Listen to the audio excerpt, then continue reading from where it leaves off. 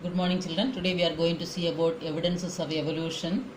Evidences that evolution of life forms took place on Earth came from paleontology, comparative anatomy and morphology, biochemical evidences, and biogeographical evidences. So, the evolution of life forms, the evidences came from paleontology, comparative anatomy and morphology, biochemical evidences, and biogeographical evidences. Next is about paleontological evidences. Paleontology is the study of fossils. Paleontology is the study of fossils, that is, the remains of hard parts of life forms found in rocks.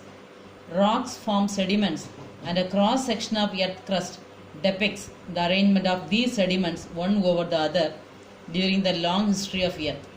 Sediments of different aged rocks contain fossils of different life forms that lived and died during the formation of a particular segment. Some of them appear similar to modern organisms. They represent extinct organisms like dinosaurs. The study of fossils in different sedimentary layers indicate the geological period in which they existed. The life forms varied over time, and life forms that are restricted to certain geological time scale. So new life forms have evolved at different times in the history of earth. All these forms the paleontological evidences, and the ages of these fossils are estimated by using methods like radiocarbon dating. So paleontological evidences, the ages of these fossils are estimated by using methods like radiocarbon dating. You can see in the picture Archaeopteryx. It is considered as connecting link between reptiles and birds. Next is about comparative anatomical and morphological evidences. These show the similarities and differences among organisms of today and those that existed years ago. These evidences came from comparative study of external and internal structure, and these can be determined by the different types. Like first one, homology. It is the relation among the organs of different groups of organisms that show similarity in basic structure and embryonic development, but they have different functions. This you have studied in 10th class also. Homology is the relation among organs of different groups of organisms that show similarity in basic structure and embryonic development, but they have different functions. Homology in organs indicates common ancestry, and it is based on divergent evolution. Homology, divergent evolution. When due to different needs some structures develop differently, the condition is called divergent evolution. Due to different needs some structures develop differently, and the condition is called divergent evolution. This results in the formation of homologous organs. Examples: forelimbs of animals like whales, bats, cheetah, mammals, etc. Thorns of bougainvillea, tendrils of cucurbita.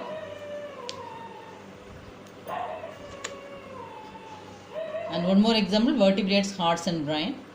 So homology is seen in plants. Example, thorns of bougainvillea, tendrils of cucurbita. They are homologous organs. They look different, but they perform different functions, but both arise in axillary position and modified branches of stem.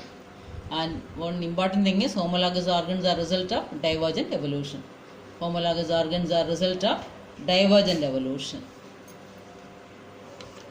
Next is about analogy. This is exactly opposite to homology. In analogy, the organs are functionally similar but anatomically different. Organs are functionally similar but anatomically different. Convergent evolution is the evolution where different structures evolve for the same function, and hence they have similarity.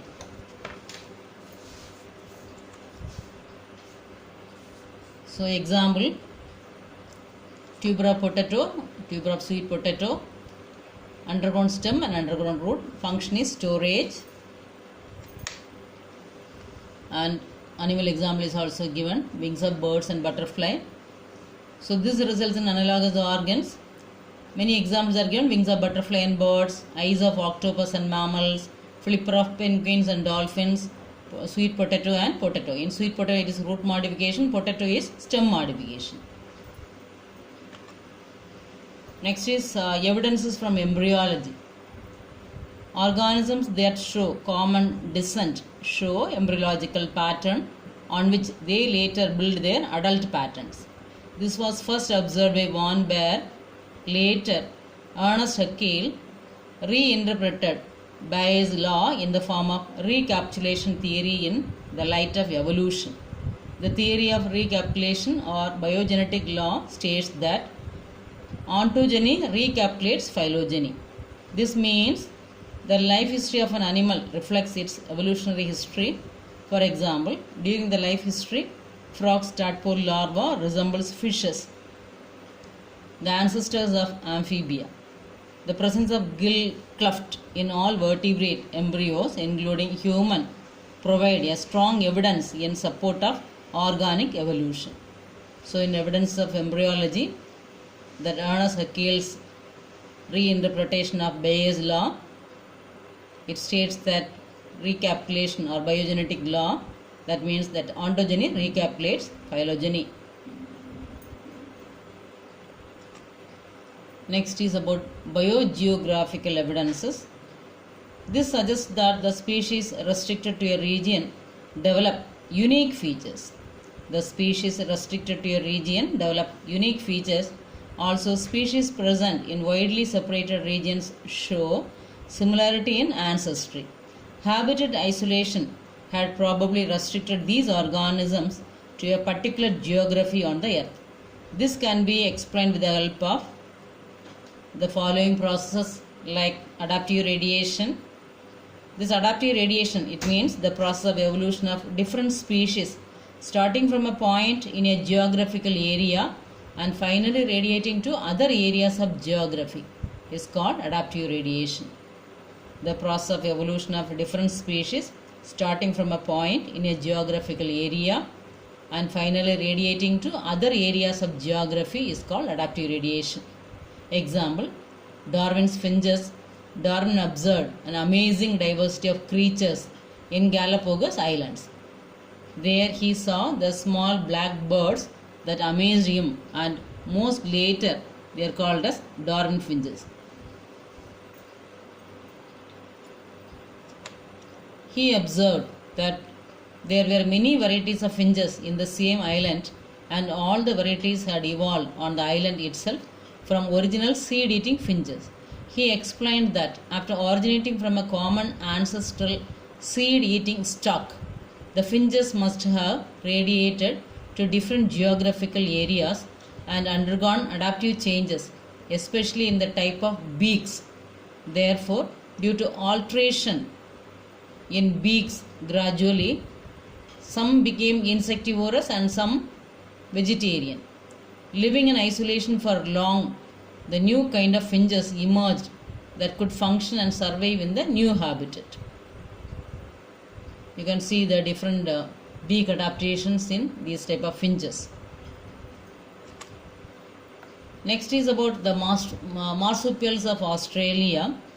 These are another examples of adaptive radiation. A variety of marsupials, that is pouched mammals, each different from the other, evolved from an ancestral stock but all within the Australian island continent.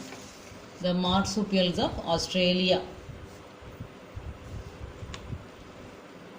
Next is about adaptive convergence, otherwise called convergent evolution.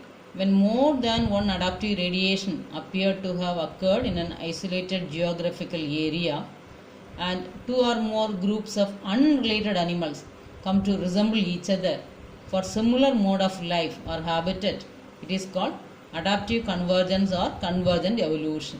When more than one adaptive radiation appeared to have occurred in an isolated geographical area and two or more groups of unrelated animals come to resemble each other for similar mode of life or habitat, it is called adaptive convergence or convergent evolution.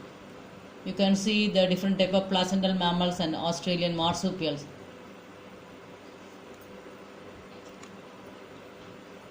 Next is about adaptive convergence in mammals. Australian marsupials and placental mammals in North America provide another example of convergent evolution. Despite the temporal and geographical separation, marsupials in Australia and placental mammals in North America have produced varieties of species living in similar habitat with similar ways of living. They are not related, but they resemble each other because they fill similar niche in each continent. So Australian marsupials, placental mammals in North America, they provide example for convergent evolution. Despite the temporal and geographical separation, the marsupials in Australia, placental mammals in North America, they have produced varieties of species living in similar habitat with similar ways of living, and they are not related, but they resemble each other because they fill similar niche in each continent. About niche, you might have studied in 9th class. The position which occupy in a community is called niche. The organism which occupy a particular position in a community is called niche.